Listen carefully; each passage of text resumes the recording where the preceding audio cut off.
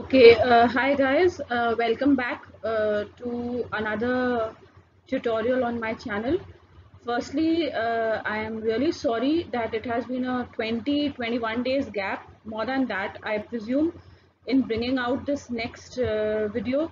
I was down with COVID and it took me 15-20 days to recover from it, and I'm still in quarantine, and I'll be resuming normal duties from tomorrow. So that is the reason I couldn't bring out videos during these 15 to 20 days. It was really COVID is a really harrowing experience, and you get to actually know what COVID is once you suffer from it yourself. Anyways, leaving all the negative things behind, hopefully now slowly I'll recover completely, and we will be again starting with the videos at regular paces. I will be finishing with cytopathology after 6 or 7 lectures, and then I'll be starting with histopathology.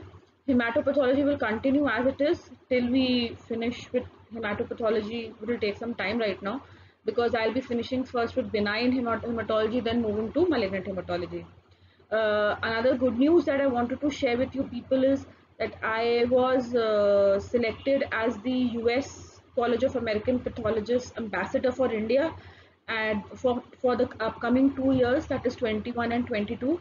And I'm really honored to have been given this opportunity.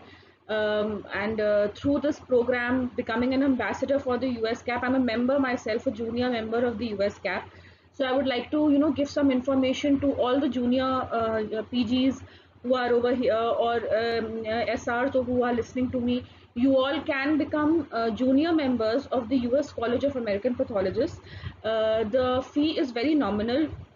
You will get a great platform to showcase your work. I have presented a poster in the 2018 US CAP conference. Then I went to Memorial Sloan Kettering Cancer Center as an observer in 2019. So, becoming a member of the US College of American Pathologists opened a lot of avenues for me. I got a lot of exposure. I also got to know what I can do without doing USMLE, what avenues I can explore in the US, what fellowships I can apply to, or what observerships I can apply to. So I would encourage all of you to go on the website of the US CAP and become the junior members there. You just need a proof of you doing post graduation or SRship. That's it and nothing else. And then you have to pay us a nominal fee and you become a member. So I would encourage all of you, not only through my role as an ambassador, but also otherwise, because I have benefited a lot from that. So that is one good news that I wanted to give you.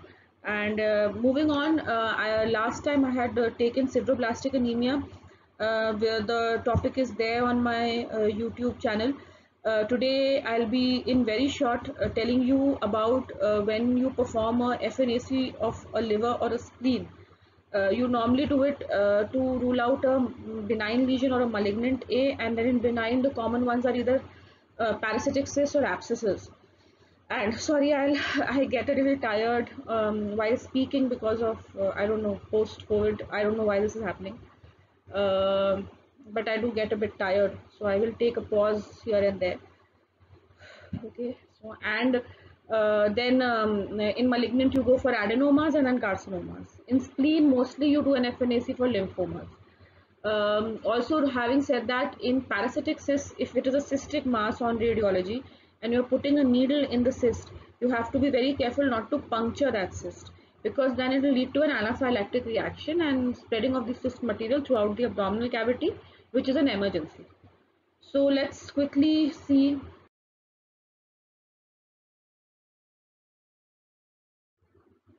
So what in non-neoplastic, basically what I'm showing is the normal liver or the reactive liver, cirrhosis, bile accumulation, hemochromatosis, amyloid, and cysts and granulomas.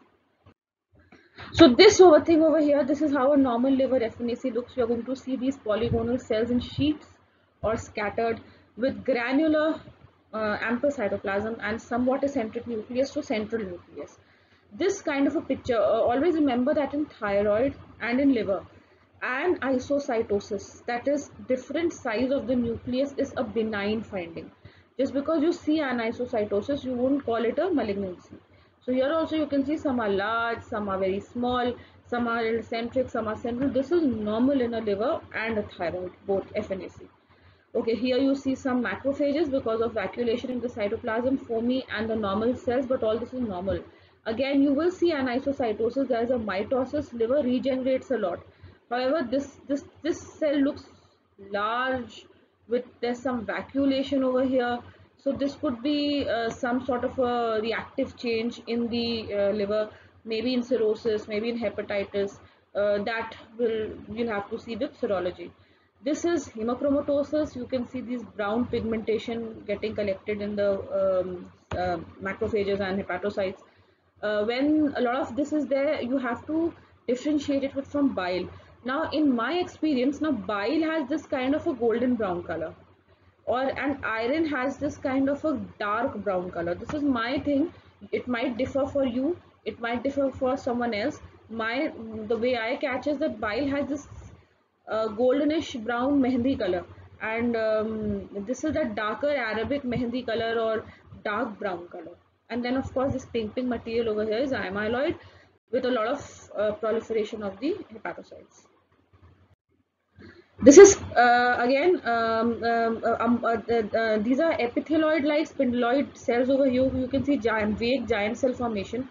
So if you get this kind of a fragment, you know that there is some sort of a granuloma formation inside the liver. Now what is the cause? That needs to be delineated. And of course then you get these fragments, these acellular fragments on FNAC, this hooklet kind of structure. Then of course this is parasitic. Everyone knows this. Then the benign lesions, the FNH adenoma and the malignant, basically the neoplastic lesions, cholangiocarcinoma, hepatoblastoma, hemangioendotheliomas. So basically, if you are approaching a liver carcinoma, what you have to keep in mind is two things. You have three things, in fact. You have to look for you have to look for deposition of bile in the hepatocyte. As you can see over here, there is this brown pigment in the hepatocyte.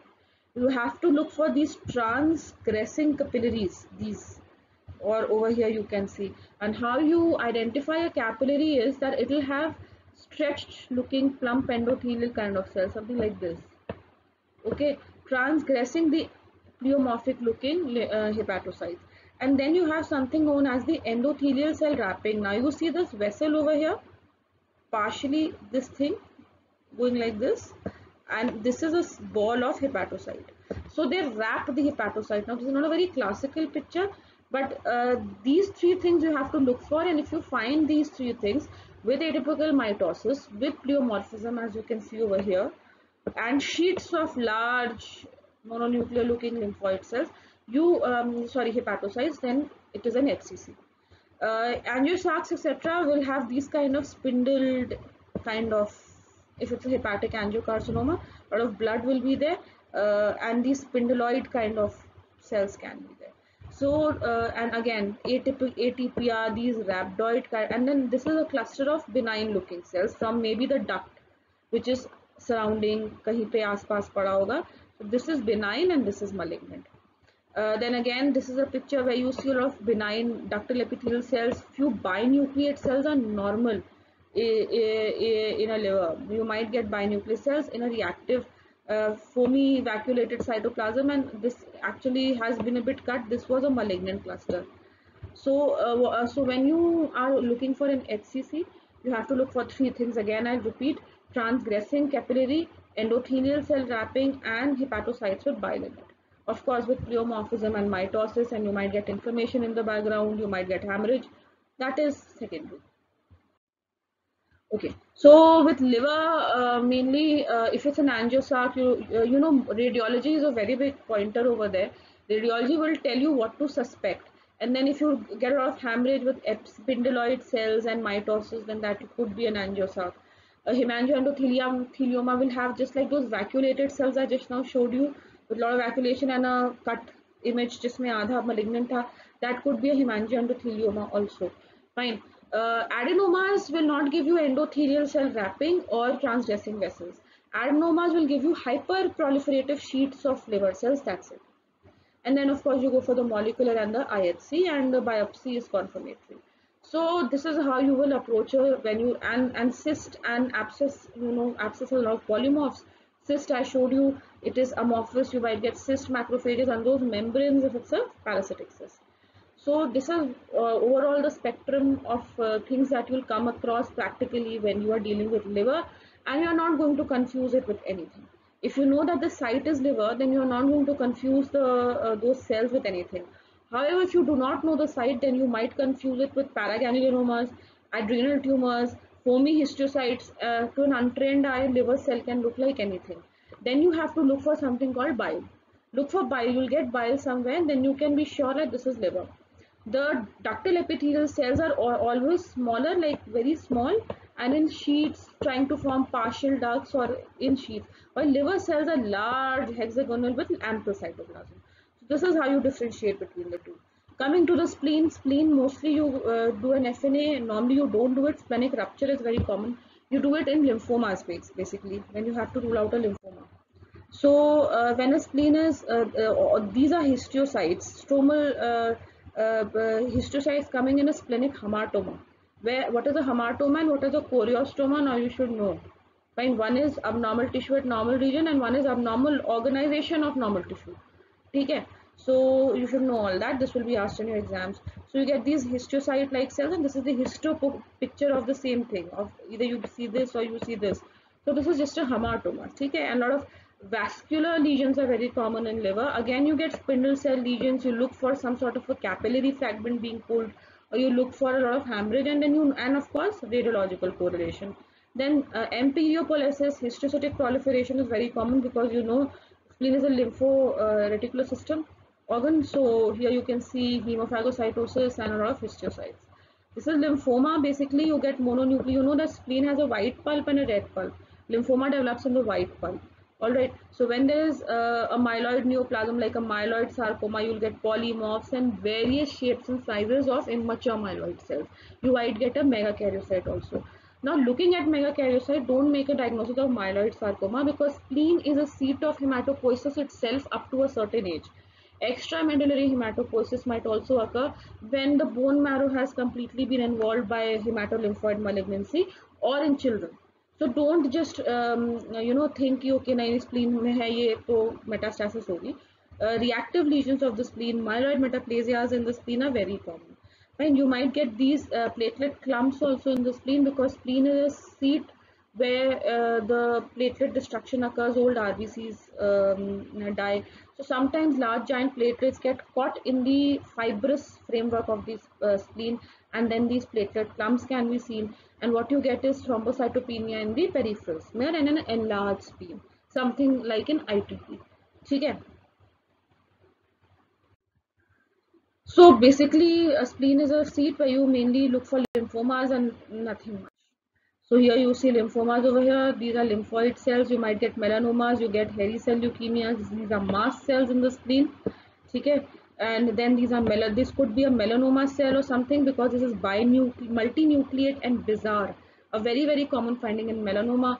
These are hairy cells. There's a erythrocyte over here. These are atypical cells. So basically, the purpose of doing an FNA is not to give an exact diagnosis, but to tell whether it is a benign or a malignant lesion. Once you know it is benign or malignant, you don't have to, if you can tell which malignancy it is, very good. If you can't tell, no problem. Just tell them it is benign or malignant so that the surgeon can move ahead with the surgery, or he might move ahead with the IHC. He'll take out 4 biopsies, send it to you, you'd get an IHC, you look at the morphology and get the diagnosis. Okay. This is a paper which I found for liver and gallbladder by Mustafa Barbuya. You can go through it. Some of the images are from this paper. Some were from the Orell's textbook. Some were from the Google. None of them were mine. So this is all about liver and spleen. I just wanted to give you an overview of these two organs in the abdomen. Always remember that most common that you're going to get is a liver FNAC.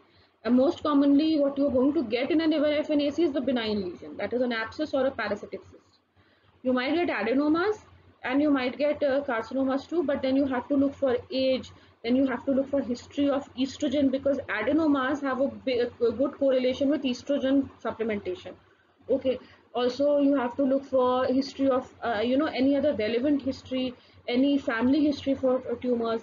So this is how you progress, move ahead in direction of diagnosing a liver lesion or a spleen lesion. And rarely do you overlap these lesions with any other organ FNAC in the abdomen, except when it is lymphoma and lymph nodes are being assessed. So I hope this helps you, and I'll see you next time in a hematopath tutorial. Thank you.